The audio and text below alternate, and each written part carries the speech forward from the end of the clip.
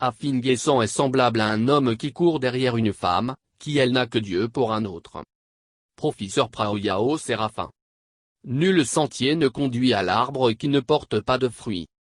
Proverbe africain.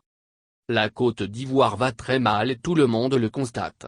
Le pays est surendetté et les Ivoiriens sont non seulement appauvris mais également étrangers dans leur propre pays.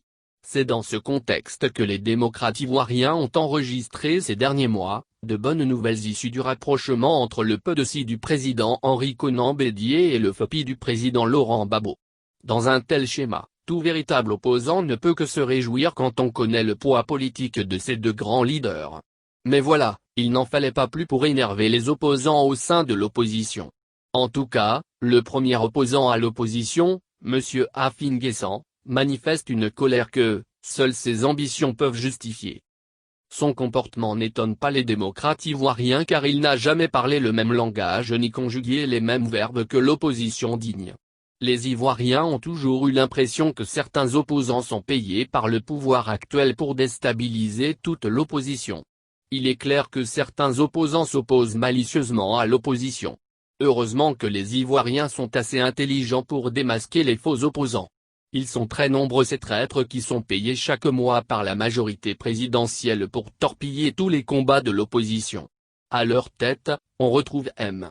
Afin Guessan, un opposant la journée, mais la nuit tombée, retrouve ses amis, pour faire les comptes rendus fidèlement, dans le seul dessein de faire échec à nos combats politiques. Il fait du bruit avec ses rêves creux. M. Afin Guessan a certes le sigle du FPI mais il ne représente rien et rien du tout au niveau de l'électorat du FPI, car il n'a pas de militants.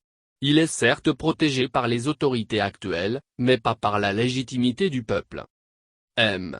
Afin Guessan a été désigné comme le chef de l'opposition par le régime Ouattara mais lui-même est conscient qu'il est comme un général sans troupes. Après avoir traité le président Bédié et Laurent Gbagbo d'hommes politiques sans foi ni loi, M. Afin Guessan annonce qu'il sera candidat à l'élection présidentielle d'octobre 2020, en Côte d'Ivoire. Ce monsieur voulait tourner la page Gbagbo sans explication. Or, les Ivoiriens ont compris le message de Laurent Gbagbo, résister pour construire une nation parée pour les Ivoiriens. La Côte d'Ivoire ne peut pas tourner la page Gbagbo ni l'oublier car il défendait les intérêts de son pays face à la gourmandise occidentale. Laurent Gbagbo reste et restera dans le cœur des Ivoiriens. Hier dans son combat politique, il y avait une pensée dominante, que beaucoup d'Ivoiriens partageaient, la revendication d'une égalité sociale, là où la hiérarchisation des classes sociales ou politiques était fortement installée. Aujourd'hui encore, ce combat reste actuel. Du côté du président Bédié, après avoir aidé à la création du Rassemblement des Oufouettistes pour la démocratie et la paix, RHDP, le 18 mai 2005 à Paris, l'homme fort de Dacro, tel le phénix, renaît de ses cendres pour le bonheur des Ivoiriens. Les Ivoiriens reconnaissent le PDC et le président Bédié. Le PDC n'est pas un parti oblique et dangereux. Pour s'en convaincre, il suffit d'être attentif aux propos de Félix Houphouët-Boigny, s'appuyant sur toutes les couches sociales d'Afrique, notre mouvement puise sa confiance dans l'avenir, dans celle que la masse africaine a placée en lui comme dans la lutte héroïque des forces démocratiques du monde entier, sûrs de leur victoire contre les forces impérialistes.